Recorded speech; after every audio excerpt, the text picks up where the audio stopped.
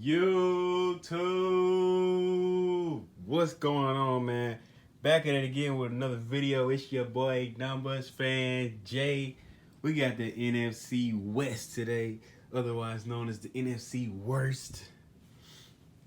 But anyway, let's get on into this video. Starting with the bottom feeders, the worst team in the division last year will repeat again. The Arizona Cardinals. And before we get into the Cardinals, I just want to let you guys know that this is the other division with 3 out of 4 teams in the top 10 in sacks allowed. So, let me start by saying there's a reason this team had the number 1 overall pick. They went 3-13, last in the NFL. That was the NFL's worst record. Seemingly everywhere it counted, this team wasn't good. I mean, they were terrible, horrible, unacceptable, unsatisfactory, horrendous, awful, pathetic. I could go on and on. They were dead last in the following categories: total yards gained, pass yards, rushing yards, yards per carry, rush yards allowed, and rush touchdowns allowed. I mean, what do you do with a team that just didn't have the will to win after starting 0-4? And going into their bye week 2-6.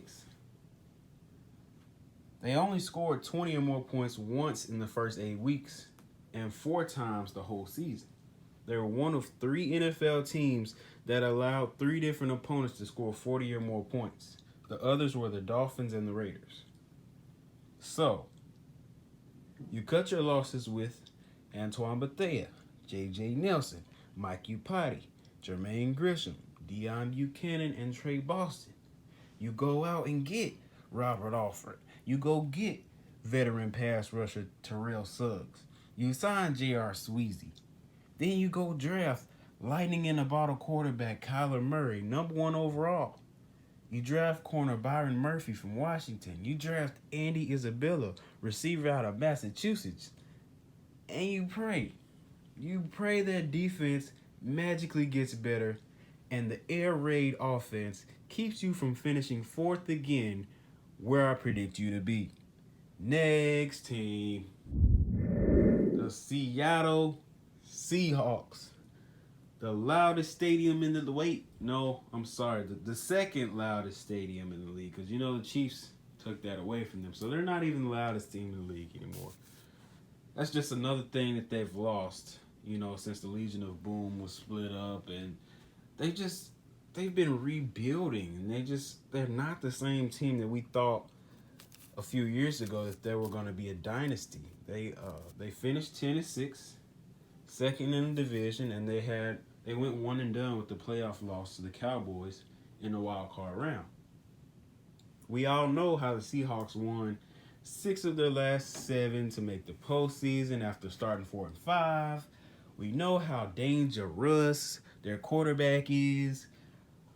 What we don't know anymore is the identity of this team. A few years ago, like I said, the Legion of Boom, they had beast mode with Russell Wilson being magical in the clutch in the postseason. Now everybody from that Super Bowl winning team is gone except KJ Wright and Russell Wilson. This year, they made the postseason, but everybody knew they weren't going to win much, even if 1 game.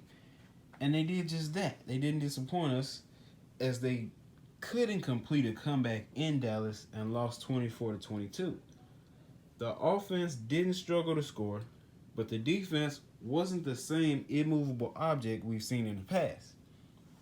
They lost their other centerpiece in Earl Thomas, Doug Baldwin, and kicker Sebastian Janikowski. He retired. As I mentioned in the Cardinals prediction, they also let J.R. Sweezy go there. Knowing that their defense needed a little more juice, they went out and added Ezekiel Anza in free agency. So, of course, they went defense with their first 2 picks, drafting TCU defensive end L.J. Collier and Marquise Blair, the safety out of Utah. Their next pick was a risk, but isn't that what Pete Carroll is known for? That's what he does. So they drafted DK Metcalf, whom many scouts say couldn't really run routes. But we all know he's a physical specimen. He's big and strong, and he's running like low 4.3, and he's a monster. He doesn't really look polished from what we've seen in his Ole Miss days.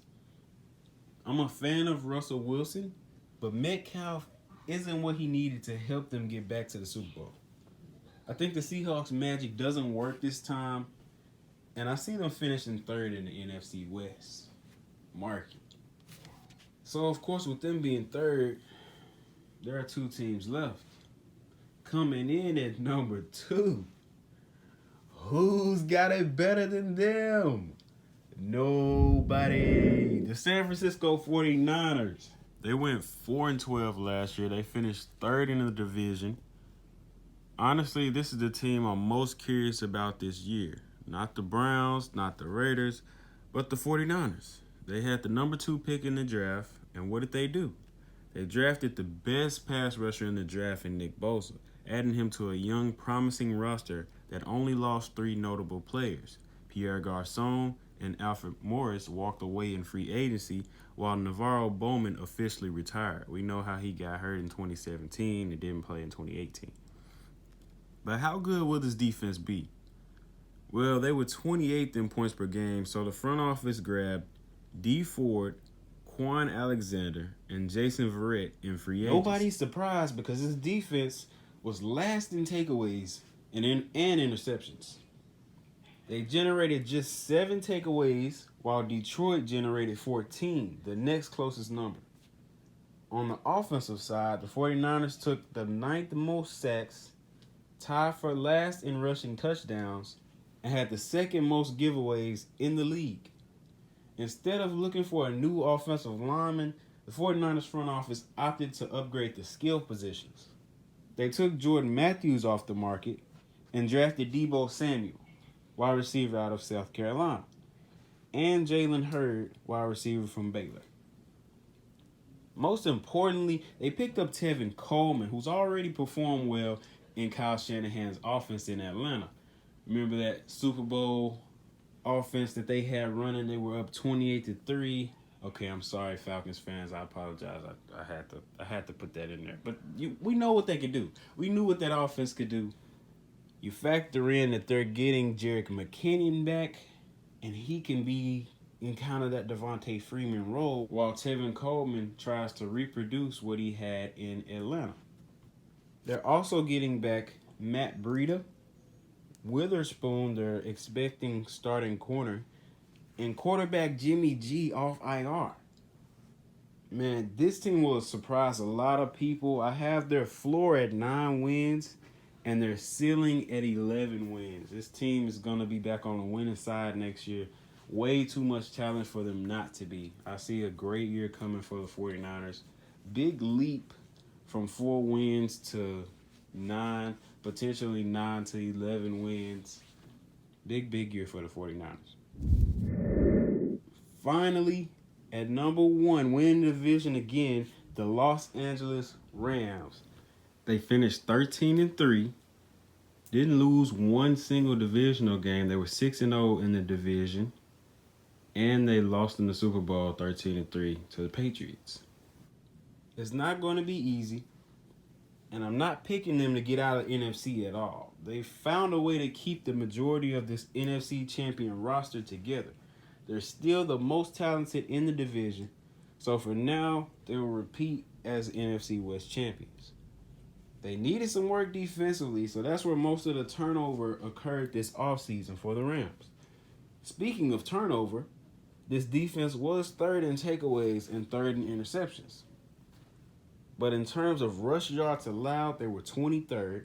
Yards per carry allowed, they were dead last, and 25th in passing touchdowns allowed. So they let LaMarcus Joyner go, along with Ndamukong Suh and Mark Barron, their middle linebacker. Offensively, we all know this was the 2nd highest scoring team in football. Nobody will forget the shootout win over Kansas City anytime soon. We did see this offense take injuries late in the season to Cooper Kupp and Todd Gurley. They're getting Cooper Kupp back from IR, and they drafted Darrell Henderson, the running back from my city, Memphis. for sort of insurance. They said they weren't going to give Todd Gurley the same workload since they were saying he had arthritis in his knee and all of that.